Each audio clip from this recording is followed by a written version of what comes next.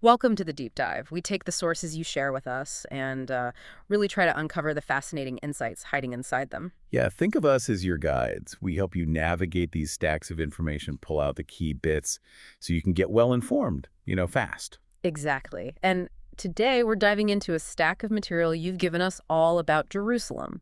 We're focusing on its incredible multi-layered history, some really prominent religious sites, and also some intriguing hidden places and stories.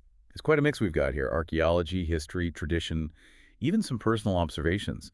So our mission today is basically to help you piece it all together, Yeah. maybe get a clearer picture of what is, let's face it, an intensely complex city. Okay, sounds good. Let's get into it and see what really stands out from this material. So one of the first things your sources do is take you right to the city's entrance, specifically looking at the Roman past, which is kind of buried beneath today's Damascus Gate area. Right, and what really strikes me is how much of that ancient city is still there, just layered over.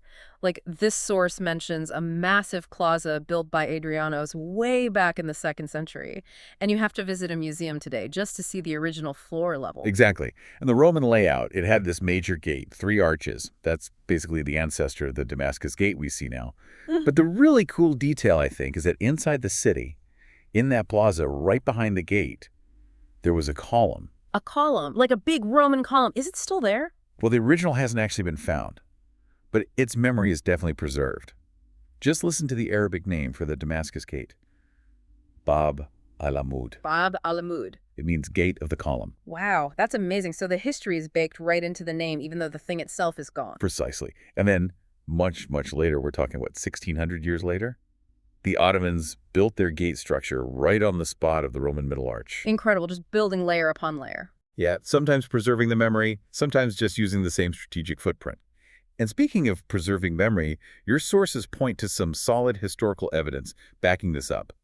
The Madaba map. Oh yeah, the mosaic map from the 6th century. Right, the Byzantine era. Yeah. It visually confirms this layout. It shows a gate, a plaza, The column. the column, yep, and even the two main north-south roads, the Cardo, running into the city from that point. So the ancient map and the archaeological digs, they're basically telling the same story about how people entered Jerusalem almost 2,000 years ago. Pretty much, yeah. A nice convergence of evidence. Okay, so from stepping into the ancient entry, the material then takes you up, gives you a vantage point and outlook to really grasp the city's geography and I guess its strategic layout too. Yeah, and from this specific spot, the visual impact is, well, it's immediate. It's really no wonder the sources call it the outlook of the three domes. Ah, because you can literally see the presence of the 3 Abrahamic religions laid out right there. Exactly, right in front of you.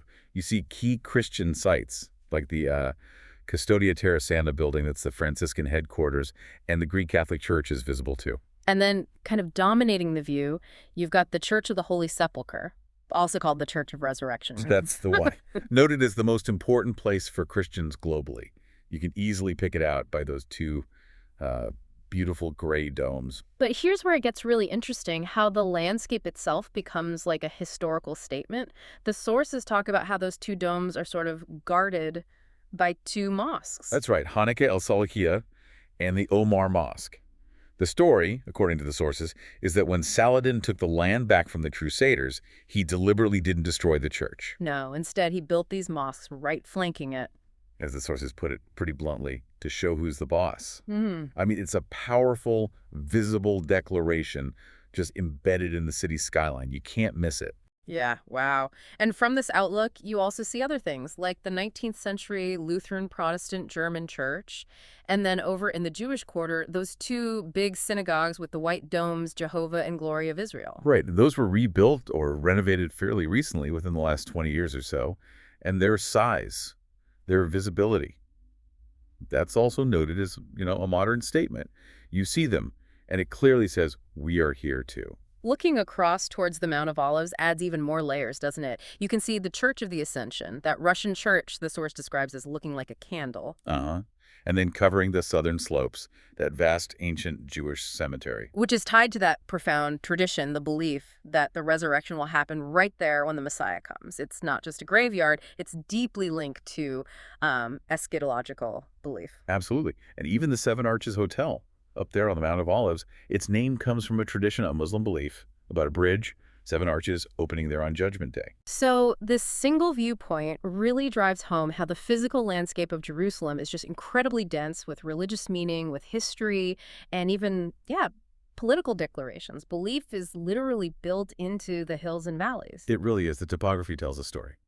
Okay, so moving from looking at the city's layers, let's dig into one of the most well-trodden paths within it, one where tradition and history raise some really fascinating questions.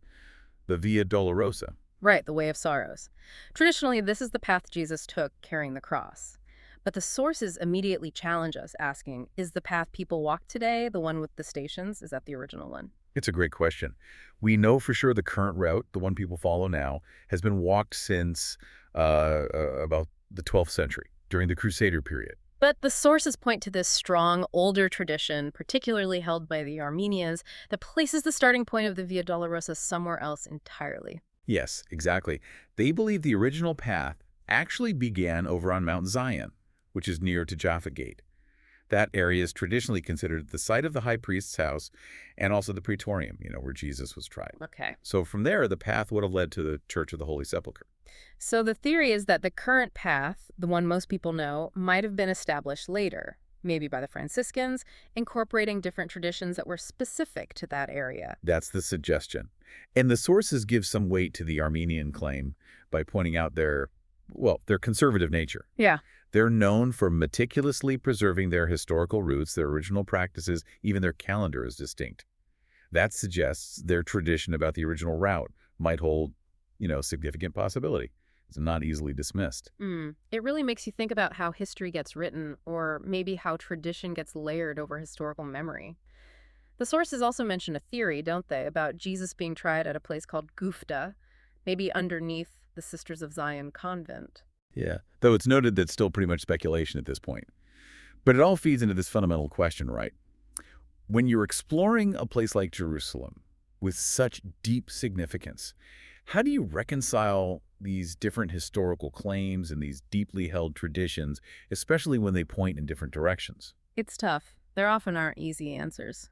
And tied into these sites, of course, are the institutions that care for them. Your sources bring up the Franciscan order.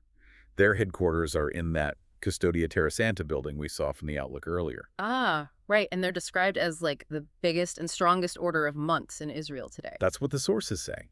They represent the Pope, and they're tasked with looking after the holy sites, not just in Jerusalem, but throughout the Holy Land. You see them around the old city, don't you, in their distinctive brown gowns with the rope belt.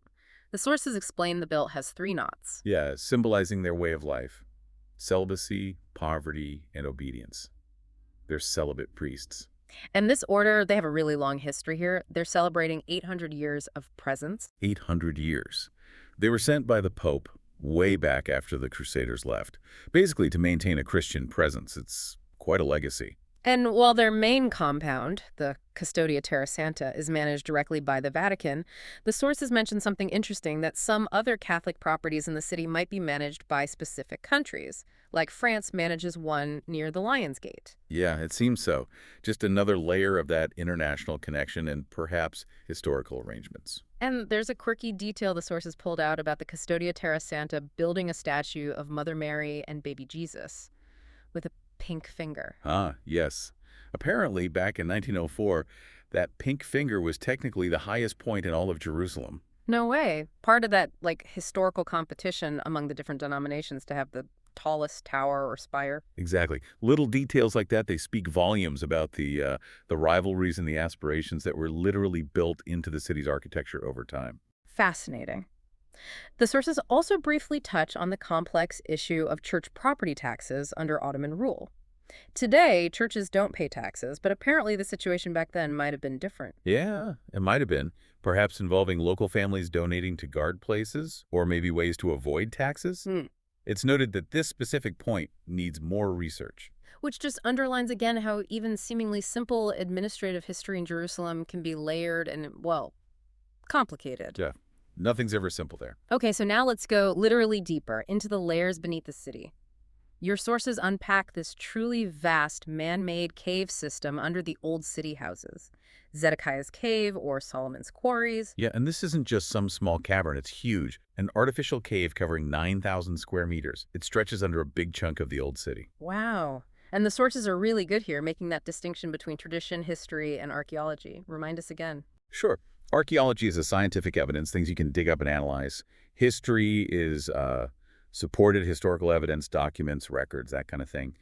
And tradition is more the stories, the religious narratives, often passed down, but without that direct scientific or documentary proof. Okay, that distinction is crucial here, because tradition says this cave, Solomon's quarries, was where they got the stones for the first temple, right? Under King Solomon. That's the tradition, yes. Yeah.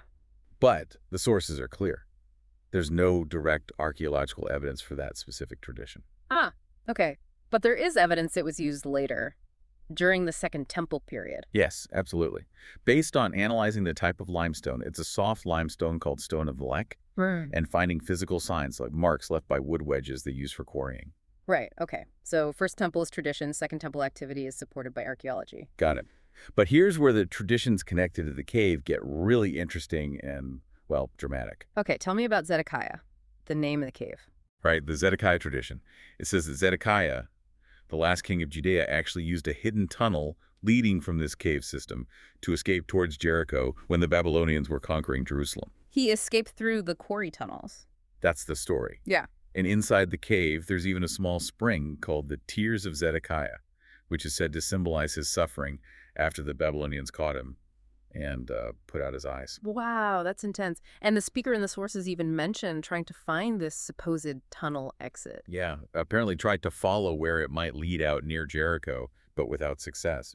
It just shows how these powerful stories, even if you can't archaeologically prove them, become deeply embedded in the place's identity. Absolutely. And then there's another whole layer here, the cave's connection to Freemasonry. How does that fit in? All right, it's quite fascinating. The sources describe Freemasonry as, a secret closed society, cross-religious, cross-national, mostly men, with all sorts of rumors about powerful members.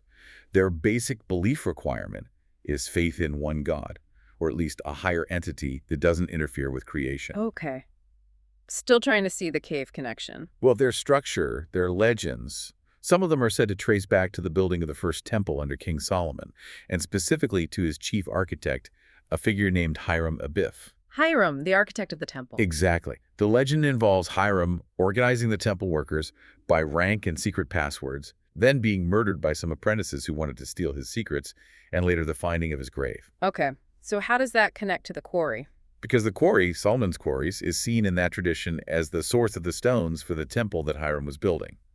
So for Freemasons, this cave is a foundational, almost holy place tied to their legendary origins. Ah, I see. Even if archaeology doesn't confirm the first temple link, the Freemason tradition strongly connects it there. Precisely. And the cave itself has a dramatic history. It was sealed up for centuries by Suleiman the Magnificent back in the 16th century.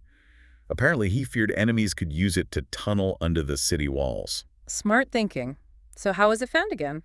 It wasn't rediscovered until the mid-19th century by an American doctor and researcher named James Barclay. And guess what? He was a Freemason. Of course he was. And the story is, his dog fell into a hole. That's the story. His dog supposedly fell into an opening exposed after heavy rains, leading Barclay to rediscover the vast cave system. A dog finds Solomon's quarries. That's brilliant. Isn't it? And later, another famous Freemason, Charles Warren, the British engineer, explored it further and confirmed its identity as Solomon's quarry or Zedekiah's cave. So the Freemason connection is really strong. Oh, yeah. The sources mention that Freemasons from England and elsewhere still hold meetings here, sometimes with Israeli leaders. There's even a tradition that rocks taken from this quarry are used in Freemason lodges around the world, and the main large hall inside the cave. It's officially named the Freemasons' Hall. It's just remarkable how deep history, legend, and secret societies intersect right under the streets of the old city. The sources mention recent renovations, too. Yes, quite extensive ones, costing around 17 million shekels. Mainly to secure the cave ceilings against rockfall, using these fine nets you can barely see. They really tried to stabilize it while preserving the ancient atmosphere. And it's noted as the largest man-made cave of its kind. That's right. And the source highlight it's actually a really beneficial place for groups visiting the city. It's unexpected, it's cool inside, and it works as a great indoor activity space, especially on hot or rainy days.